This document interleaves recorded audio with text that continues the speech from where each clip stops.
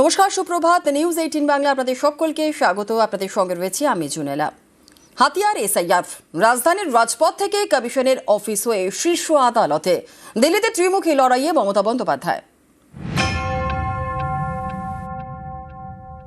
দেখুন, এটা খুব স্যাড। সকাল থেকে বঙ্গভবন এবং আমাদের দুটো বঙ্গভবনে সেন্ট্রাল পুলিশ, দিল্লি পুলিশ দিয়ে ভর্তি করে দিয়েছে। And if they challenge like this, then they do not know we are danger than anybody else because we born and brought up from the struggle. हम भी चाहते हैं उसका इम्पीचमेंट हो। नंबर हमारा नहीं है, लेकिन इम्पीचमेंट भी हो सकता है ना। Why after 24 years? What was the hurry to do it? What it takes 2 years? Only within 3 months. Bengal is targeted. Sir, you tell me why not Assam? Sir, why not Assam? হাতিয়ার SIR রাজধানীতে গিয়ে ত্রিমুখী লড়াইয়ে মমতা বন্দ্যোপাধ্যায়। কখনো রাজধানীর রাজপথে, কখনো নির্বাচন কমিশনের অফিসে, কখনো আবার সুপ্রিম কোর্টে সওয়াল। 2011 সালে পশ্চিমবঙ্গে ক্ষমতায় আসে তৃণমূল। বিরোধী নেত্রী থেকে মুখ্যমন্ত্রী হন মমতা বন্দ্যোপাধ্যায়। 15 বছর পর গত সোমবার ফের বিরোধী নেত্রীর মেজাজে দেখা গিয়েছে তাকে, তবে অন্য মাটিতে, বাংলায় নয়, দিল্লিতে। I will request the Home Minister not to behave like this. When you come to Bengal, we give you the red carpet. When you came in Delhi, you give us a black carpet. We'll show you the black result. Please restrain yourself from the atrocities, from the torture of the Bengal people. And if they challenge like this, then they do not know we are danger than anybody else because we born and brought up from the struggle. কখনো রাজধানীর পথে রণংদেহী, কখনো আবার মুখ্য নির্বাচন কমিশনারের মুখোমুখি। हम उसको बॉयकॉट करके चलाया, हम लोगों को अपमान किया है, असम्मान किया है, ह्यूमिलिएट किया है। I have not seen this type of election commission. कभी ऐसा कोई पार्टी के लिए पैरोट नहीं बना है, कोई तोता पाखी नहीं बना है। हम भी चाहते हैं उसका इम्पीचमेंट हो। नंबर हमारा नहीं है, लेकिन इम्पीचमेंट भी हो सकता है ना। प्रोविजन तो है, रिकॉर्ड तो हो जाएगा। हम लोग तो जब कोई पब्लिक इंटरेस्ट में होता है, हम सब इकट्ठा होकर ही काम करते हैं। এরপর বুধবার একেবারে সুপ্রিম কোর্টে সওয়াল। With my humble regards, I convey my great regards, and I will just tell, save democracy. Please protect the people's rights. Supreme কোর্টে করা মামলায় একাধিক আবেদন জানান মমতা বন্দ্যোপাধ্যায়। রাজ্য সরকারের দেওয়া নথি গ্রহণ করতে হবে, নামের অমিল অথবা পদবিতে বানান ভুল থাকার যুক্তিতে দেওয়া নোটিশ প্রত্যাহার করতে হবে, যুক্তিগ্রাহ্য তথ্য বিভ্রাটের ক্ষেত্রে আধার কার্ডকে মান্যতা দিতে হবে, পশ্চিমবঙ্গ থেকে প্রত্যাহার করতে হবে মাইক্রো অবজারভারদের, যুক্তিগ্রাহ্য তথ্য বিভ্রাট এবং আনম্যাপড ভোটারদের তালিকা অনলাইনে আপলোড করতে হবে সিইও এবং ডিইওদের ওয়েবসাইটে, নির্বাচন কমিশনকে হোয়াটসঅ্যাপে বার্তা দেওয়া বন্ধ করতে হবে, কমিশনকে সরকারিভাবে বার্তা দিতে হবে, 2025 সালের ভোটার তালিকা মেনেই 2026-এর বিধানসভা ভোট করতে হবে। ERO has no power now. They have superseded all the power from DO, ERO, BLRO. Only they have appointed 8,300 micro observer. Micro observer is the final authority. Election Commission, WhatsApp Commission. পর্যবেক্ষকদের মতে এদিন supreme কোর্টে সওয়াল করে মমতা একাধিক বার্তা দেওয়ার চেষ্টা করলেন। মমতা বোঝানোর চেষ্টা করলেন রাজনৈতিকভাবে লড়াই তো করবেনই, এসআইআর ইস্যুতে রাজ্যের জন্য আইনি লড়াইয়েও তিনি 1 ইঞ্চি জমি ছাড়বেন না।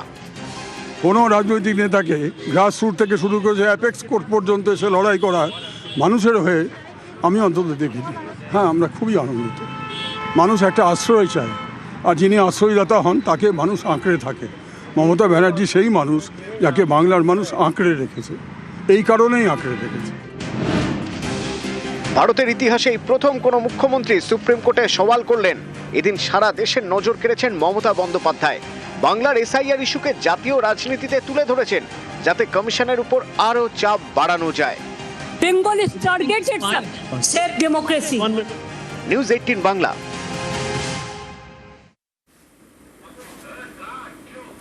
সুপ্রিম কোর্টে মমতার সওয়ালে তোড়জোড়। ममता बनर्जी के जो ड्रामाबाजी है ये सिर्फ कैमरा को अपनी तरफ खींचने का एक मुहिम है। हम तो पूरे साल देखते रहते हैं, दिल्ली वाले भी कुछ दिनों के लिए देखिए, आपका भी मनोरंजन होगा। लेकिन ममता बनर्जी का शो पूरी तरीके से फ्लॉप हुआ। तो दीदी का भी ये छोटी सी मुलाकात दिल्ली आके फ्लॉप ही रहेगी और अभी तक फ्लॉप ही रहा है। প্রধান বিচারপতির এজলাসে দাঁড়িয়ে মাননীয় মুখ্যমন্ত্রীর সওয়াল, এই ঝড়ে খড়কুটোর মতো উড়ে যাচ্ছে বিরোধীরা। এসআইআর এর বিরোধিতা কেউ করেনি, কিন্তু যে এসআইআরটা এর আগের বার 2.5 বছর লেগেছিল, সেই এসআইআরটা ভোটের আগে 3 মাসে করতে গিয়ে এত বড় বিপদ ডেকে আনছে, এই পদ্ধতিটাতে আপত্তি আছে মমতা বন্দ্যোপাধ্যায় এবং বাংলার মানুষের। রইল বাকি মাইক্রো অবজারভারের বিষয়।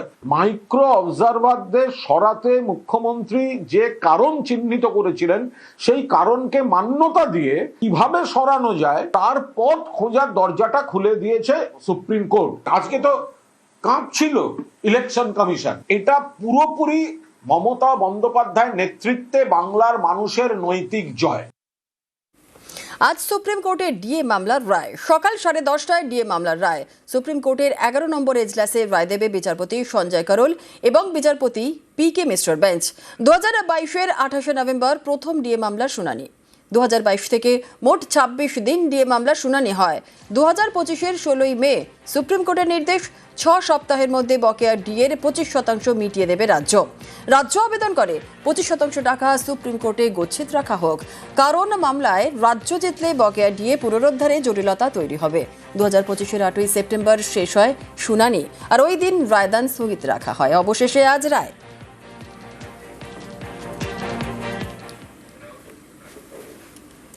পিএফের টাকা কেটেছে, কিন্তু সেই টাকা জমা করেনি পুরসভা।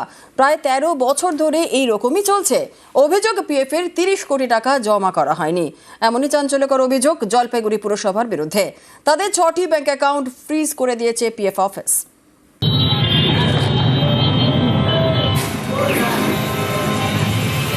জলপাইগুড়ি পুরসভা, এই পুরসভার বিরুদ্ধে চাঞ্চল্যকর অভিযোগ। পিএফ অফিসের দাবি, 2011 থেকে 2024 এই 13 বছরে কর্মীদের পিএফ এর টাকা কাটলেও তা পিএফ অফিসে জমা করেনি জলপাইগুড়ি পুরসভা। 13 বছরে পিএফ এর প্রায় 30 কোটি টাকা জমা করা হয়নি। এই অভিযোগ পেয়ে জলপাইগুড়ি পুরসভার 6টি অ্যাকাউন্ট ফ্রিজ করে দিয়েছে পিএফ অফিস। देंगे उनके पास कुछ और अब फंड्स अवेलेबल होंगे, वो अपना एक्सप्लोर करेंगे। उनको कहीं से मान लीजिए पैसा लेना है या उनके और कुछ एसेट्स को डिस्पोज करके दे सकते हैं। वो इस्टेब्लिशमेंट को देखना, ये क्वेश्चन का आंसर तो बेहतर वो बता पाएंगे कि वो फंड्स कैसे अरेंज करेंगे। চেয়ারম্যান হয়ে শপথ নিয়ে কিন্তু আমি এমপ্লয়ি শেয়ারে যে পাওনা ছিল যে 53 লক্ষ টাকা, সেটা সাথে সাথে সবার আগে অগ্রাধিকার দিয়ে পেমেন্ট করেছি। কিন্তু জানেন তো পিএফ কেন্দ্রীয় সংস্থা, কেন্দ্রীয় সরকারের দপ্তর, ওদের একটু পৌরসভাকে বিচলিত রাখা, রাজ্য সরকারকে বিচলিত রাখা, ওরা 6টা অ্যাকাউন্টকে অ্যাটাচমেন্টে চিঠি দিয়েছে। জলপাইগুড়ি পুরসভায় এখন কর্মী এবং অবসরপ্রাপ্ত কর্মী মিলিয়ে সংখ্যাটা প্রায় 500। এর মধ্যে অনেকেই 2011 থেকে 2024-এর মধ্যে চাকরি থেকে অবসর নিয়েছেন। তারা ঘোর চিন্তায়। এই সমস্যাগুলো তো পৌরসভা দিন দিন আরো আগামী দিনেও প্রচন্ড ভাবে দেখা দিবে। বিক্ষোভ করেছি এবং পৌর কর্তৃপক্ষ আশ্বাস দিয়েছে ফেব্রুয়ারি 10 তারিখের মধ্যে তারা পৌর কর্মচারী, অবসরপ্রাপ্ত কর্মচারীদের যে টাকা পাওনা আছে সেটা তারা আস্তে আস্তে পরিশোধ করবেন। জলপাইগুড়ি থেকে শান্তনু কর, নিউজ 18 বাংলা। নিউটনে সোনা ব্যবসায়ী খুনের ঘটনায় প্রথম চার্জশিট, আর সেই চার্জশিটে জলপাইগুড়ির রাজগঞ্জের অপসারিত বিডিও প্রশান্ত বর্মনকে পলাতক বলে উল্লেখ। এতদিন হয়ে গেল, এখনো কেন পলাতক? কেন খুনে অভিযুক্ত প্রশান্ত বর্মনকে ধরতে পারছে না পুলিশ, যাকে আত্মসমর্পণের নির্দেশ দিয়েছে হাইকোর্ট ও সুপ্রিম কোর্ট? যার নাম চার্জশিটে, তাকে কেন শোকজ করা হচ্ছে না, কেন সাসপেন্ড করা হচ্ছে না, প্রশ্ন অনেকেরই।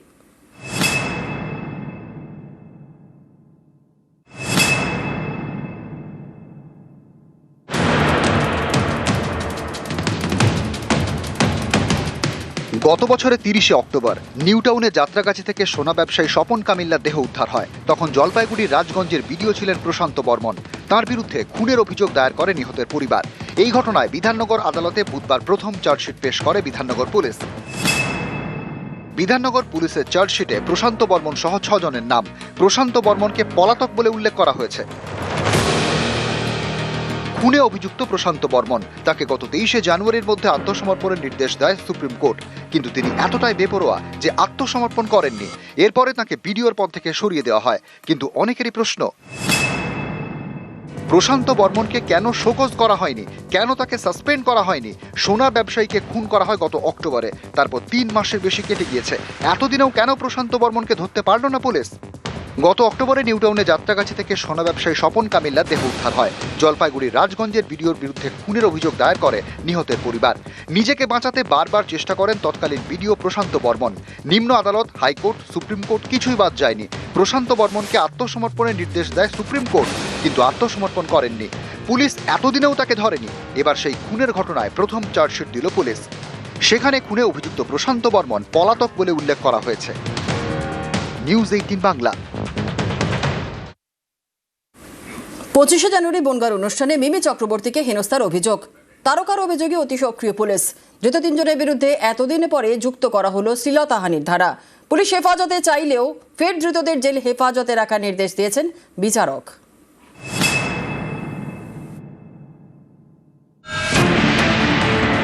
25শে জানুয়ারি গত রবিবার বনগাঁ নয়া গোপালগঞ্জ যুবক সংঘের বাৎসরিক অনুষ্ঠান ছিল।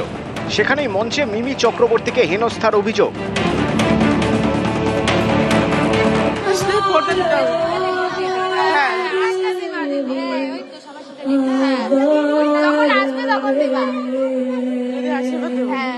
আপনারা মিমি চক্রবর্তীকে দেখলে অবশ্যই এখন রাত্রি 12টা বেজে গেছে, এখন মিমি চক্রবর্তী প্রোগ্রাম এখানেই শেষ। ওকে,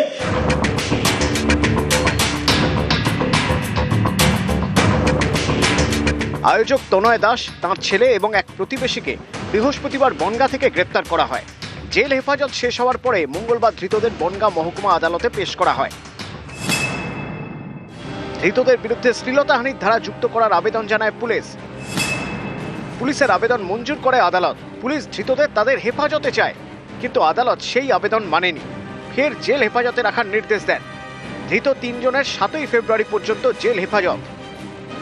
7 তারিখ পর্যন্ত জেল কাস্টডি নির্দেশ রয়েছে এবং পুলিশ ইনভেস্টিগেশন করে আরও দেখতে চাইছে যে যেহেতু এরকম একটা ঘটনা রাত্রিবেলায় যদি কোনো একটা শ্লীলতাহানির মতো ঘটনা ঘটে, এটা খুবই সেন্সিটিভ ব্যাপার এবং জনমানুষের বিরূপ প্রতিক্রিয়া সৃষ্টি হচ্ছে। সেই পরিপ্রেক্ষিতে পুলিশ ইনভেস্টিগেশন করছে এবং কোর্টকে ডে টু ডে রিপোর্টিংটা করছে এবং 7 তারিখে ফার্দার হিয়ারিং হবে এবং 6 তারিখে এক্স এমপির স্টেটমেন্ট রেকর্ড করা হবে। অনেকেরই প্রশ্ন, অনুষ্ঠানটি তো হয়েছিল 25শে জানুয়ারি, তাহলে এতদিন পরে শ্লীলতাহানির ধারা কেন? উদ্যোক্তাদের দাবি, 25শে জানুয়ারি মিমির অনুষ্ঠান শুরু হওয়ার কথা ছিল রাত 10:30টায়। তিনি মঞ্চে ওঠেন রাত 11:15টায়। উদ্যোক্তাদের দাবি, অনুষ্ঠানের জন্য পুলিশ অনুমতি দিয়েছিল রাত 12টা পর্যন্ত। সেই মতো রাত 12টায় মিমিকে মঞ্চ ছাড়তে বলা হয়। কম সময়ে মঞ্চে থাকলেও মিমিকে প্রাপ্য টাকাই দেওয়া হয় বলেও দাবি। মিমি চক্রবর্তীকে আমরা অনেক বিশ্বাসের সাথে এবং ভালোবেসে একজন ভালো অভিনেত্রী এবং একজন ভালো মানুষ হিসাবে আমরা এখানে উপস্থিত করেছিলাম। আমার কাছে মনে হচ্ছে আমরা ভুল কাজ করেছি ওনাকে নিয়ে এসে, কারণ আমার যখন কোনো বিষয় অন্যায় ছিল না, আমি তো তার কাছে কোনোভাবে নত হতে পারি না। সে সেলিব্রিটি হতে পারে, তাকে তো আমরা এমনি আনিনি। মিমি অভিযোগ করেন তাকে অপমান করা হয়েছে এবং হেনস্থা করা হয়েছে। এই মর্মে তিনি বনগাঁ থানায় অভিযোগ করেন। আমি ভয় পাই না। আমি একটা কথা বলেছিলাম, এই শেষ যদি আমি দেখতে চেয়েছিলাম, আর এটা শুধু তার শুরু। মিমি চক্রবর্তীকে আমি বলে দিচ্ছি এইটার আমি শেষ দেখে ছাড়বো। আর এরপর যদি ও ভাষায় ওইটা ওর পাওয়ার দিয়ে ইউজ করছে, ও তাহলে পাওয়ার দিয়ে নিজের পাওয়ারটাকে ইউজ করছে। গত 29শে জানুয়ারি আয়োজক তনয় দাসকে ধরতে বনগাঁয় তার বাড়িতে যায় পুলিশ। বিনা নোটিশে তাকে থানায় যেতে বলায় প্রশ্ন তোলেন আয়োজক। স্থানীয়দের ক্ষোভের মুখে পড়ে পুলিশ। পুলিশকে কাজে বাধা, গালিগালাজ এবং হেনস্থার অভিযোগে তনয় সহ 3 জনকে গ্রেপ্তার করা হয়। 30শে জানুয়ারি ধৃতদের তোলা হয় বনগাঁ আদালতে। সেদিনও পুলিশ হেফাজতের নির্দেশ দেননি বিচারক। মঙ্গলবারও পুলিশ হেফাজতের আবেদন তিনি খারিজ করে দেন, নির্দেশ দেন জেল হেফাজতে। বনগাঁ থেকে অনিরুদ্ধ কীর্তনিয়া, নিউজ 18 বাংলা। রাজ্য সরকারের টাকায় বাংলার বাড়ি, আর সেই টাকা পেয়েছেন বিজেপির নেতারাও একাধিক জেলায়।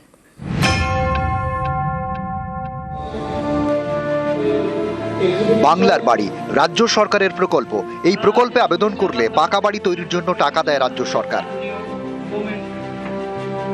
আলিপুরদুয়ারে এই টাকা পেয়েছেন এক বিজেপি নেতা। সুখচরণ দাস আলিপুর 1 নম্বর ব্লকের উত্তর জিতপুর গ্রামের বাসিন্দা। স্থানীয় বিজেপি নেতা, পেশায় রাজমিস্ত্রি। মাস 6 আগে বাংলার বাড়ি প্রকল্পে আবেদন করেন। মঙ্গলবার প্রথম কিস্তির 60,000 টাকা পান।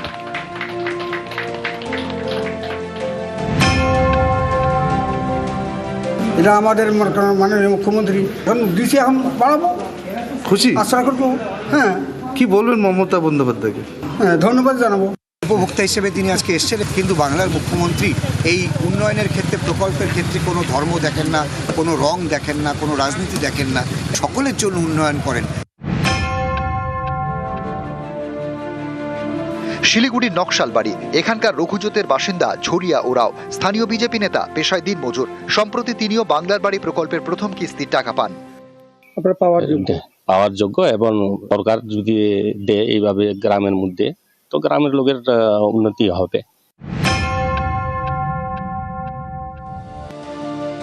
সুরজিৎ বাগদি বাঁকুড়ার জগদল্লা 1 নম্বর পঞ্চায়েতের বিরোধী দলনেতা। তার স্ত্রীও পেয়েছেন রাজ্য সরকারের বাংলার বাড়ির টাকা। সরকার তখন দিয়েছে, আমি বাড়ি পেয়েছি, এটা আমি খুব আনন্দ।